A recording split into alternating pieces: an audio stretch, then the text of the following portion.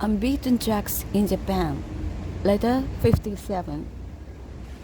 Near Kusatsu, I noticed some men's top knots hung up on the shrine, and found on inquiry that it is not uncommon for people who have suffered very deeply from the evils of intemperance to take a vow of total abstinence and offer it to the god Kompira, who is supposed to take special cognizance of vows and to punish those who break them with great severity.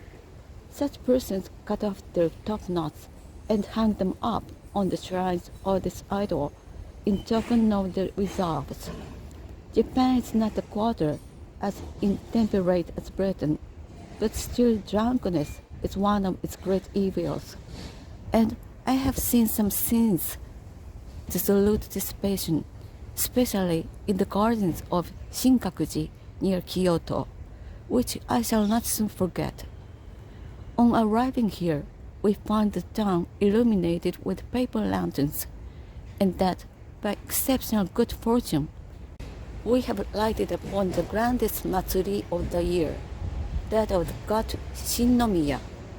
Thousands of strangers had already arrived, and thousands more are pouring in from Kyoto, and the countless villages of Lake Biwa.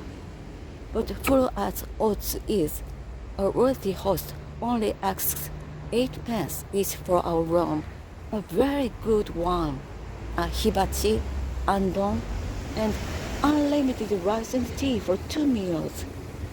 We hurried through a supper of bonito steak with a caramel-like flavor, and spent the evening among the crowds outside, seeing a veritable transformation scene, for the long mean streets were glorified by light and color. The shop fronts were gone, and arches and festoons of colored lanterns turned the whole into fairyland.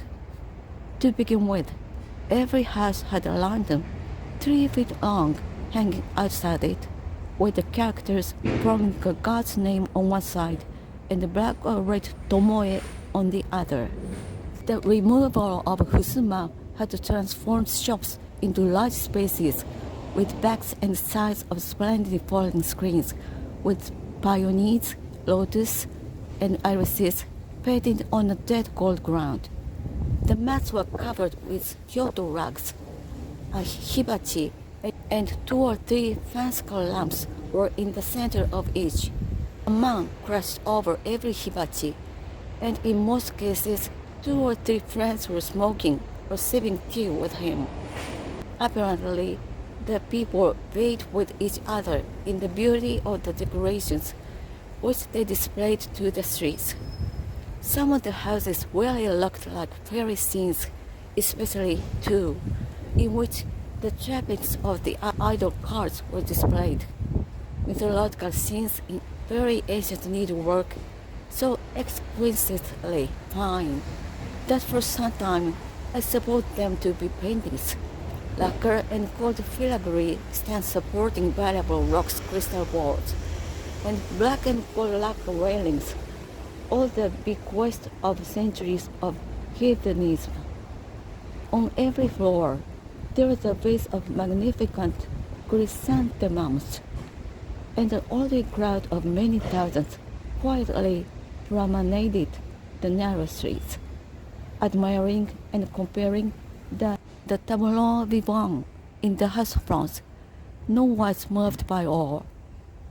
At the intersections of all the streets, there were strings of lanterns, one above another, in harmonious splendid colors, to a height of 25 feet, and matsuri carts for today's procession 20 feet high, with canopied platforms on their tops, reached by gangways from the house roofs, with festoons of lanterns, and on each car 10 boys beating drums and gongs, and 2 men playing flutes, kept up a din truly diabolical.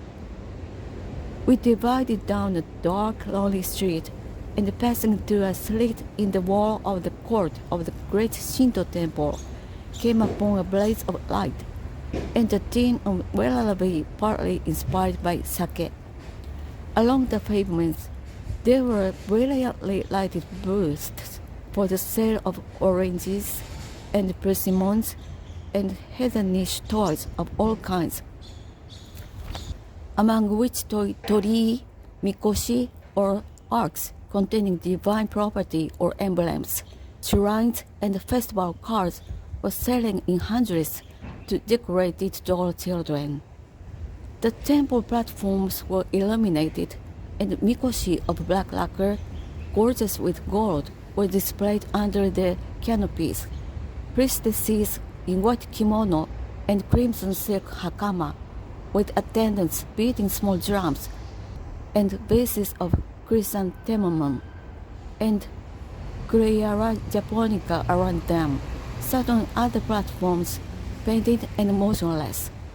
A temple attendant summoned a big drum, and piles of plain deal zen, with offerings of Cleyera Japanica, rice, and sake, were heated up before the principal idol's shrine. The shrine of the fox god was also a great center of attraction, and round shrines and platforms in the soft-colored light surged a crowd of men, women, and children, dressed in their best, buying, selling, laughing, singing, clattering bells, and blowing flute. Light, mirth, and music being at their height about 10. When a few small drops of rainfall, the ground melted away, and in a few minutes the streets were dark and silent. But this morning is fine, and Otsu is gay and crowded. At an early hour, with much discord, supposed to be music, the mikoshi were brought in state from the sacred platforms, and were placed on the carts which are being dragged through the streets at the rate of a mile in an hour and a half. The priestesses performed a sacred dance. The offerings were multiplied, and the festival is at its height. Otsu is famous for the number and magnificence of its matsuri cards, of which there are 13, but we only saw 3. The Shinto go-downs must be treasures of priceless antique art, bare as the temples are. Each car consists of a massive, oblong, black lacquer body on a lacquer platform on 2 solid, tireless wheels of brown lacquer, with a smaller wheel in front. On the top, there is a platform with a heavy railing of black and gold lacquer, a solid black, and a lofty canopy of black lacquer lined with red lacquer, heavily gilded, and with a big gilded eagle at its summit. In front, there were male and female figures, one standing, the other seated, in cloth of gold dresses of great beauty. Behind this, 10 boys as last night were ceaselessly beating drums and gongs, and 2 men were playing flute, all at the level of the house roofs. Below the platform, there were balances of very rich needlework, and at the back, a kakemono of glorious needlework, almost or quite priceless. The ground being worked in a fine gold thread, no longer made.